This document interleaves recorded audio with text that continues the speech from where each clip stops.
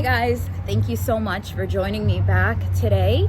It is part 2, and today we're going to get more in depth about the wheat and the tares. Okay, what did the Lord mean when he talks about wheat and tares? What is a wheat and what is a tare?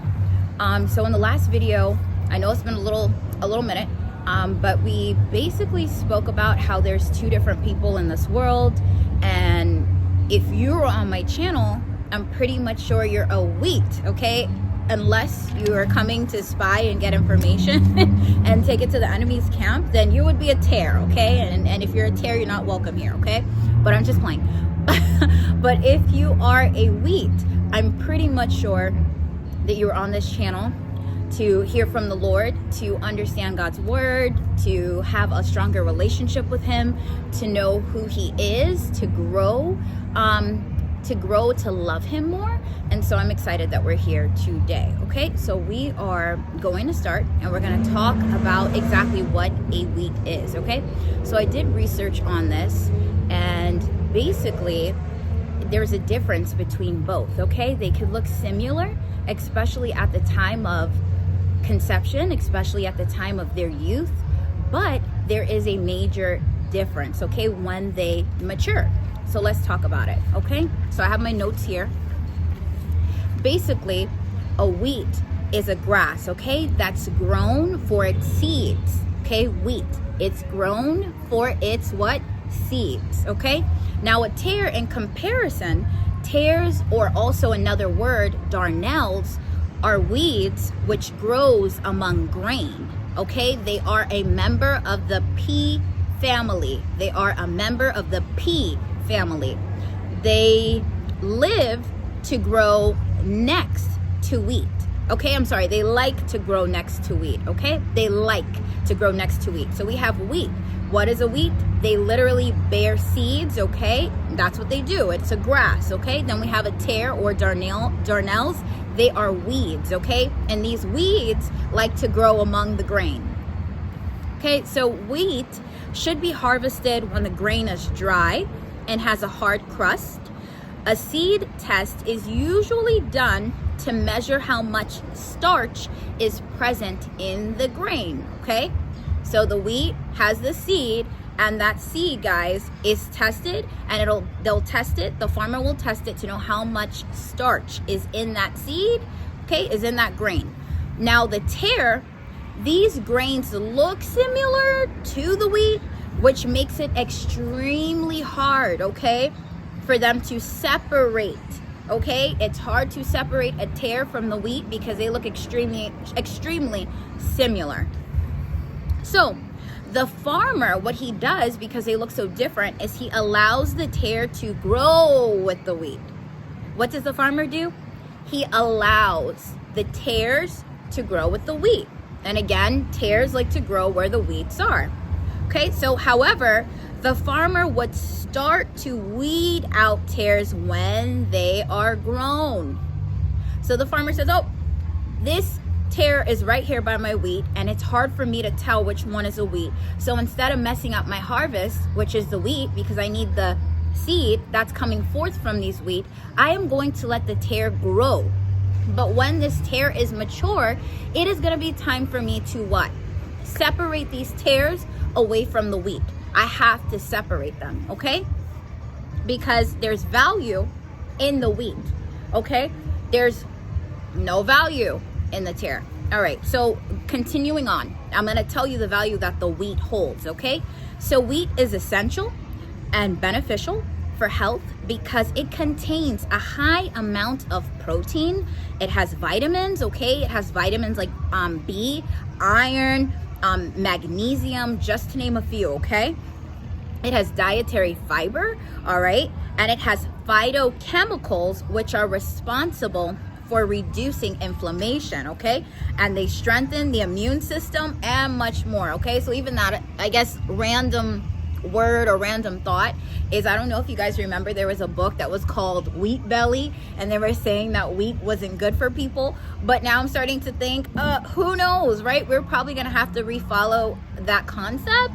Go ahead and look back on that concept and see, is that factual, because here we're learning today that wheat has what?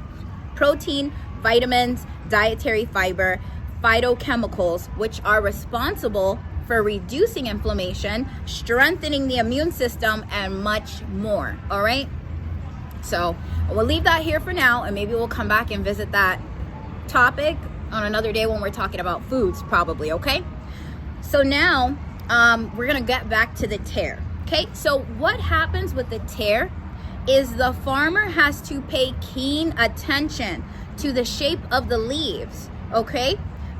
And he has to also pay attention to their growth habits. He has to pay attention to the seed head's structure and their maturity time, all right?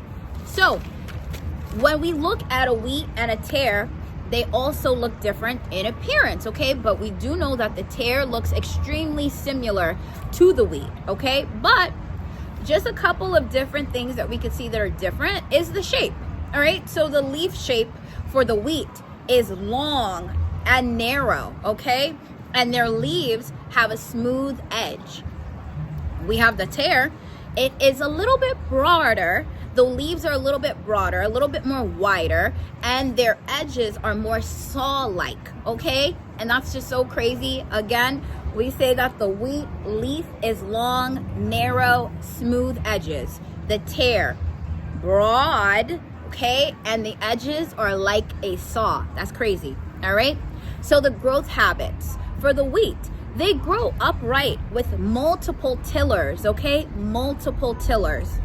Now the tare, it may spread horizontally or grow in a sprawling pattern. And sprawling means it's all over the place. Okay, so it's either growing horizontally or it's growing sprawling out, okay? But the growth habit for the wheat is just upright, okay, with multiple tillers.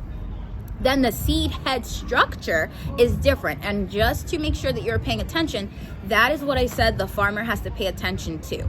He has to look at the seed head structure, okay? So for the wheat, it has a distinct weed head with numerous small kernels. For the tare, it may have different seed head shapes like spikes, I think I have here panicles, yes, or clusters, okay? So the head shape is different. So again, for the head structure for the wheat, it is very distinct with numerous small kernels. But the tare has many different head seed shapes, okay? And they are like spiky or clusters, all right? Now the maturity time is weeds mature at a different time than the wheat, okay? So they could start flowering or seeding earlier or later. So that's the difference, okay? The tares, they mature earlier or later, okay? We're not sure if it's a tare. We might be able to see around 17, right? Or we might be able to see around 25. It could be earlier or it could be later. But I want to let you know that the comparison here between the wheat and the tares is just like the wheat and the tares. God's children, okay, and Satan's children are also sown and grow together in the same field. So this is what I was getting at in the first video, but I couldn't just jump into it. I had to take my time because of what we've been taught by society, by culture, by life, by school, doctrines, ideologies. Nobody's out here really saying that Satan has children. They're not saying it, but he does. So, moving along, I want to tell you about an interesting fact. Tares are poisonous to humans, if you didn't know. Darnel is toxic to humans and animals, okay? Darnel, also known as the plant of frenzy, okay? So this plant, the tare, aka the darnel, aka the plant of frenzy, was known in Greece to add a kick to beer or bread, which made people high, okay? However, this same darnel or grass used in a big dose could kill a person, all right? Temulatum,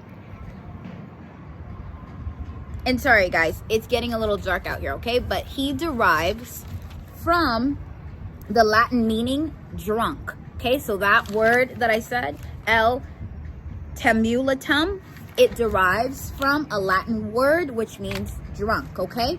And it can also mess with a person's vision or their speech. So we're learning here that basically tares are deadly.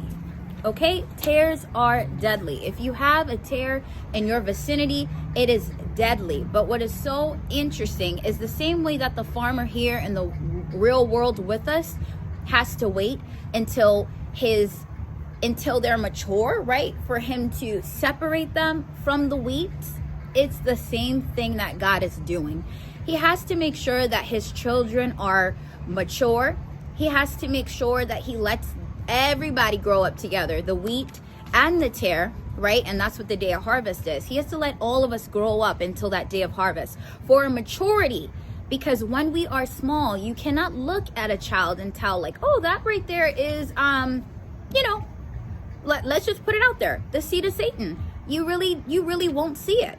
But it's when people get older, that's when you start to see how somebody's moving, how somebody acts, how somebody thinks, what their habits are, what's in their heart, like when they do something, what's the spirit behind it, why are they doing what they do, what's the purpose, okay? And so guys, I just want to read this Bible verse to us, and we'll get into it on the next video because I think today was a lot, but also it's getting dark, as you can see.